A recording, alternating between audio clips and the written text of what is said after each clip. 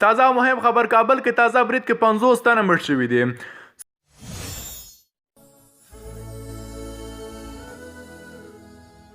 سلامونه ګران دوستانو، بیا هم ویډیو په خیر حالات کې زموږ چینل هم نه سبسکرایب کړئ، زموږ چینل ته سبسکرایب کړئ او ویډیو تر پایه پورې وګورئ. د کابل ښار په شپږم امنیتي حوزه پورې اړوند دشت برچي سیمه کې پخوانی جهادي قوماندان عبدالله مزاري د 25م تلین د لمانځلو په مهال د شوي برید د قربانیانو شمېر تر 500 واوښت. د عامې روغتیا وزارت وایي د ننني پیښې له ځایه 56 تنه قربانیان روغتونونو ته لېږدول شوي چې له ډلې 28 مړه او 29 نور ټپیان دي. د سرچینو په خبره برید کوونکو د غونډۍ ځای ته مخامخ په یو کور کې ځای نیولی او تر دې دمه له امنیتي ځواکونو سره مقاومت کوي او د دواړو لوړو ترمنځ ډزې تبادلې کېږي.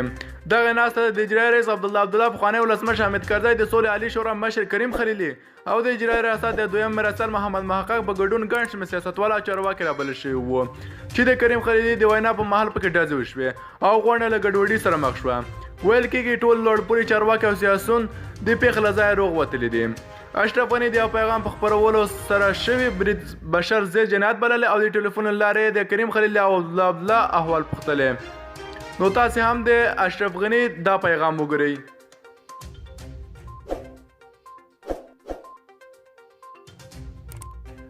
بعد له پیغام کتلو طالبان په برید کې لاس لرل رد کړي. د دې ډلې وایي ذبیح الله مجاهد په خپل ټویټر لیکلي د کابل په ښار کې په کومه غونډه باندې د نن ورځې برید د اسلامي امارت په مجاهدینو پورې اړه نه لري.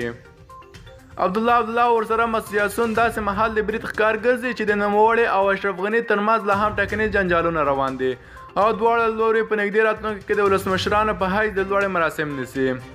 مننه کوم دوستانو چې ویډیو مو تر پایه پورې وکړه. که زموږ چینل هم نه یې سبسکرایب کړئ، چینل ته سبسکرایب کړئ.